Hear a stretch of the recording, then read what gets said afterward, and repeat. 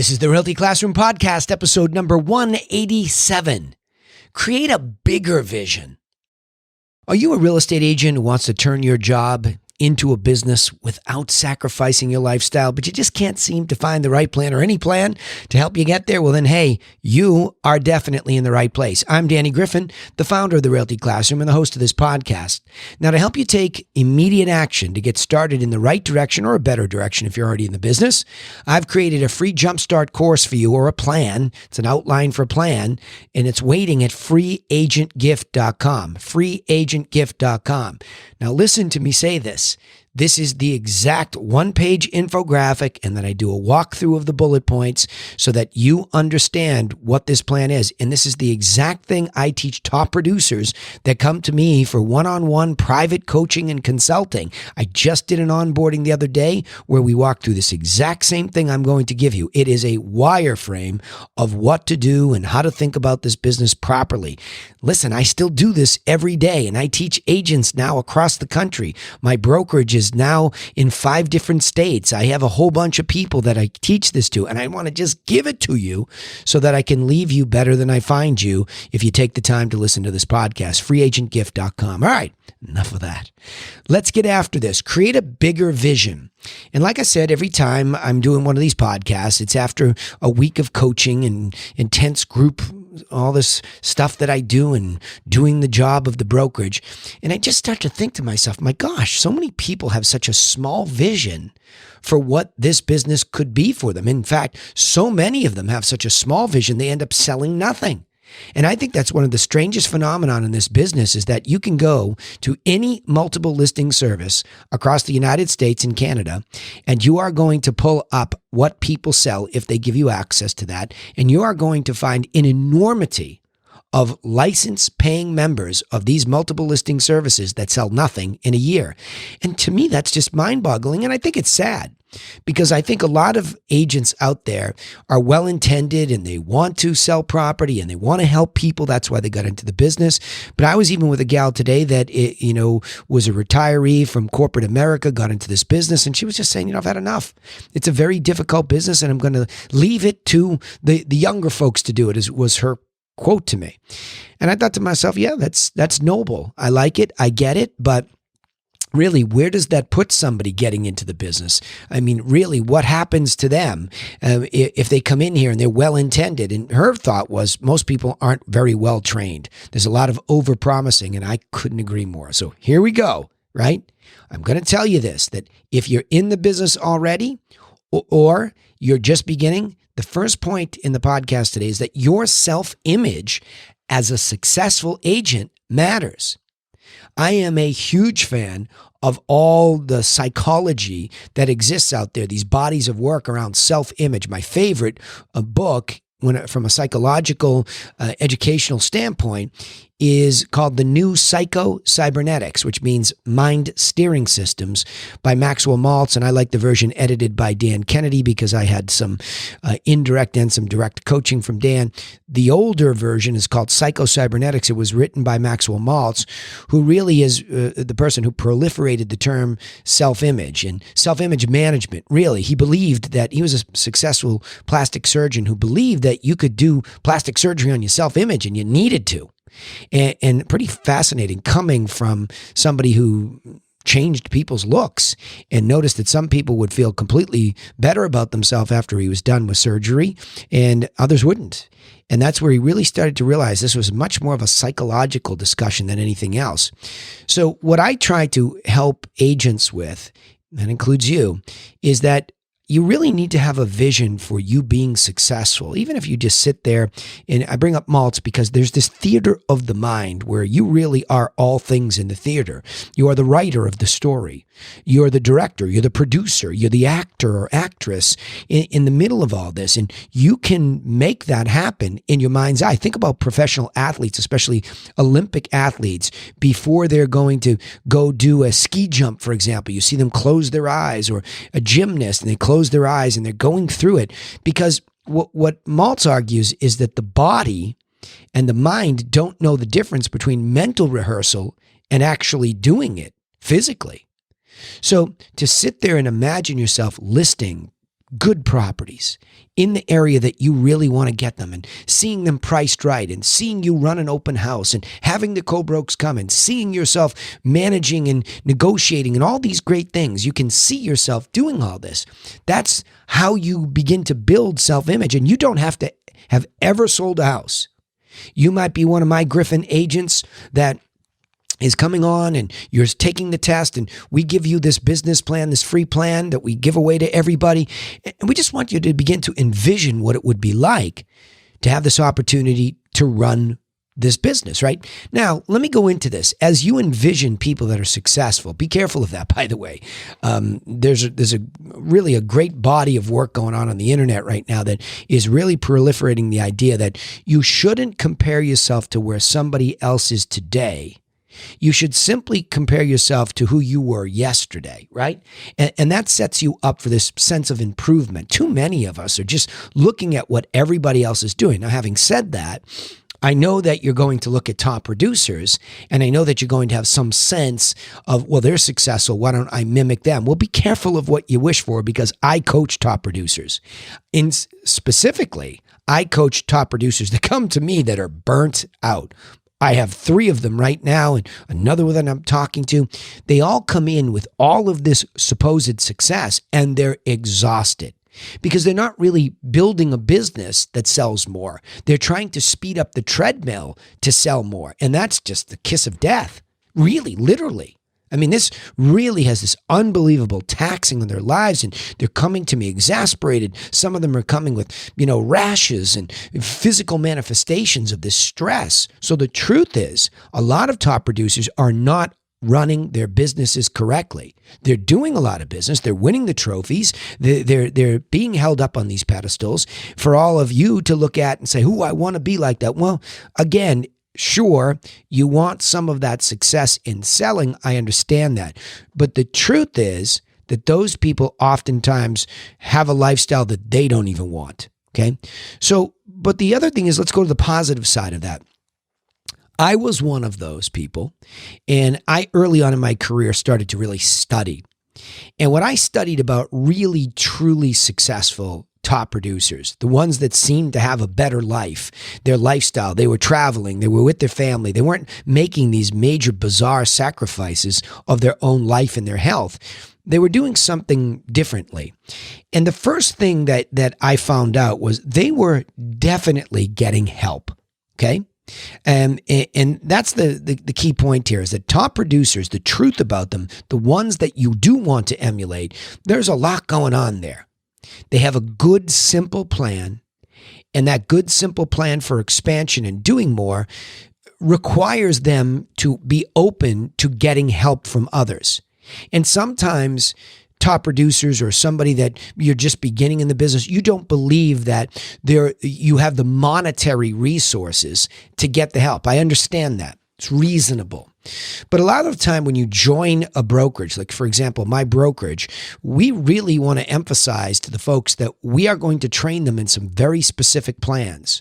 We're going to coach them against those plans so that we can take all of this editing of wasted time and trial and error and really heartbreak and just bring it down and say, hey, leverage us as the broker owner with our plans and our coaching. Leverage us, follow it to the T. So when it doesn't work, it's our problem. You can find leverage like that. You can find coaching, training, brokerage. You can find other successful business people who are really good at mentoring. You have to be able to decipher who is and who isn't.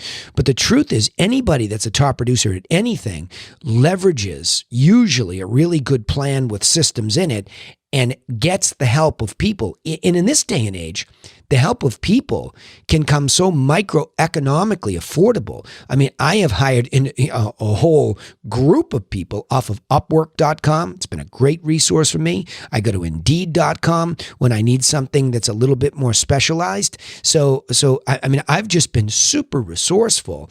And if you looked at my team, you'd say, oh, I could never afford that. Well, you're not right, because a lot of these people are hired to help with one transaction.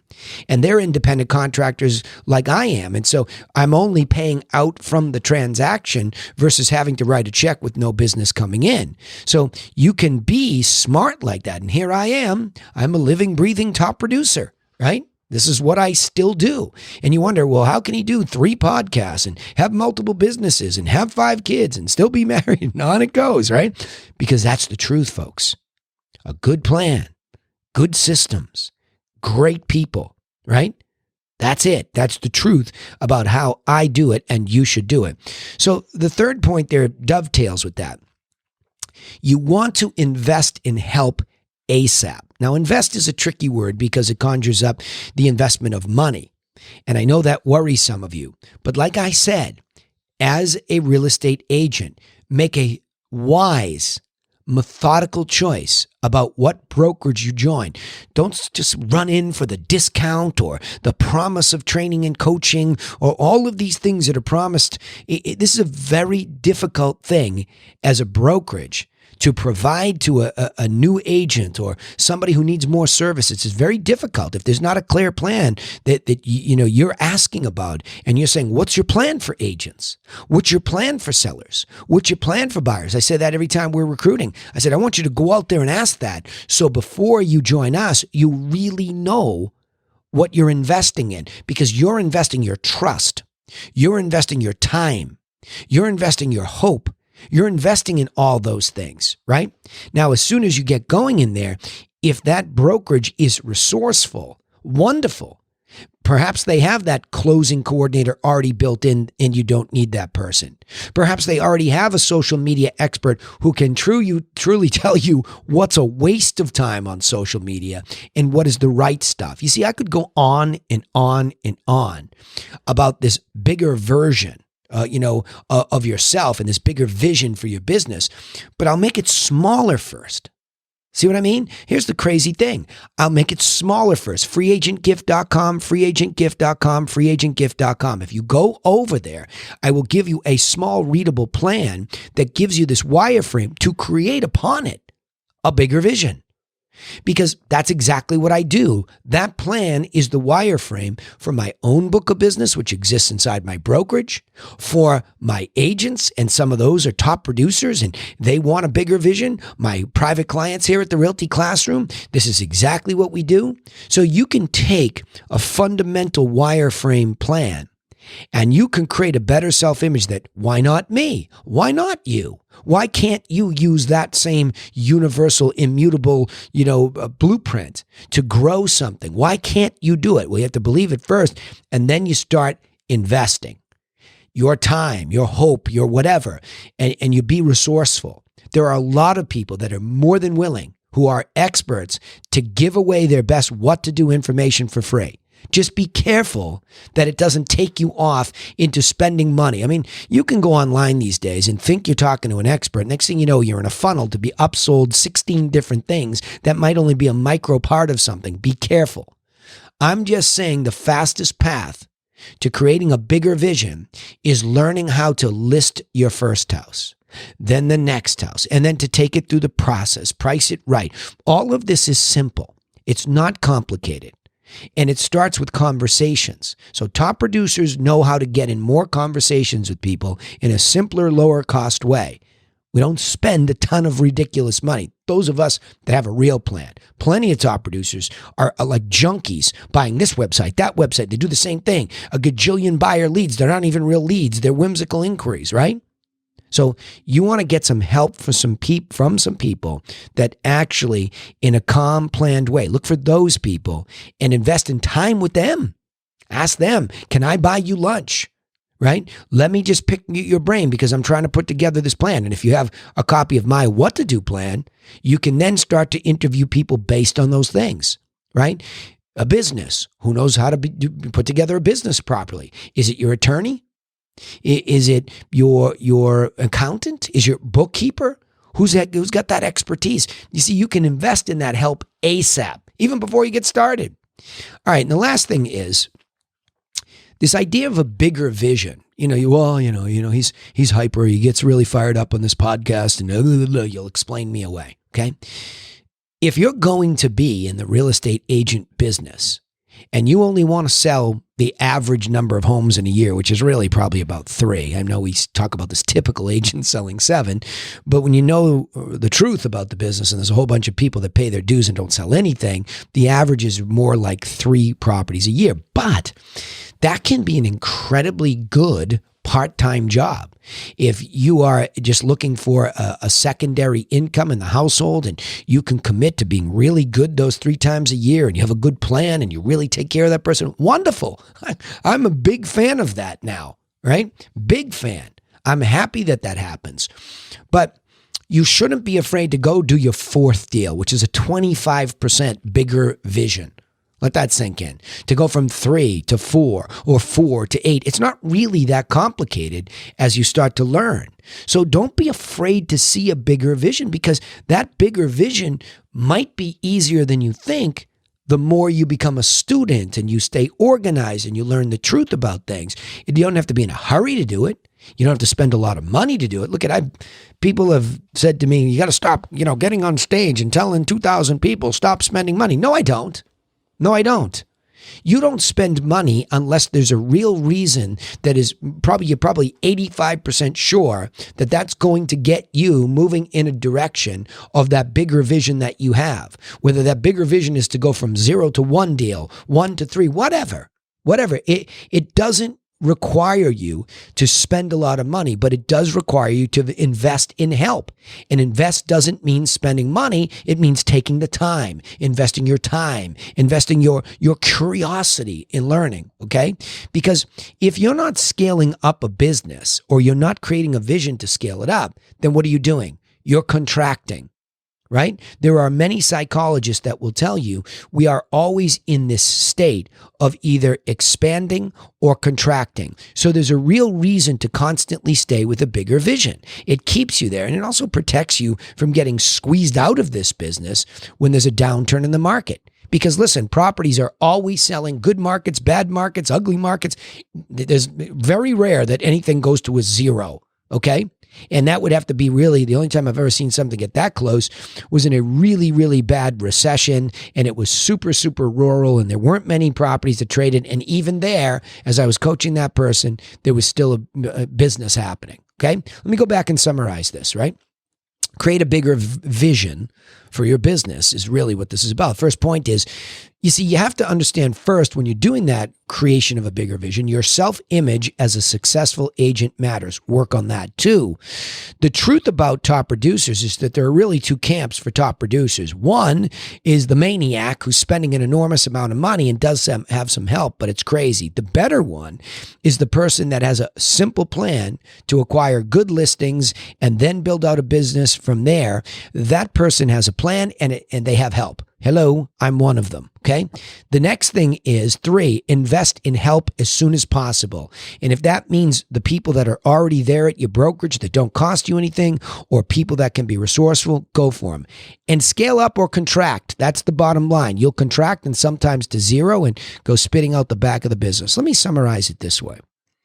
Once you begin to know how the real estate agent business really works, you should simultaneously be building up your self-image as a successful real estate agent in that business. Realize that all top producers that are successful with a good work-life balance get help from other people. They do. They don't go it alone if they have a good work-life balance. They also continue to scale up so that they don't easily contract when the market is not in their favor. So always push yourself to a bigger vision. All right, remember, you can take immediate action and get started in the right direction or a better direction if you're in the business with our free simple business plan that's waiting at freeagentgift.com. I said it a lot today here. I just wish you would humor me and just go take the course. It is really a downloadable infographic that I tell my one-on-one top producing clients, pin this on the wall so you get out of your head and you see a vision for building a managed business. A managed business is a really good one. I wish somebody told me this. Also, don't forget you can subscribe to the podcast on iTunes, Spotify, or wherever you listen. We also post all our coaching content on YouTube, so don't forget to subscribe to the Realty Classroom channel. We'd also appreciate it if you would share our content with other real estate agents just like you so that they get the help that they need. We'd appreciate that. But remember this, I sign off the same way every time. Nobody is coming for you. Nobody. So go get to work on your business, and we will see you in the next episode to help you do just that. Thanks again.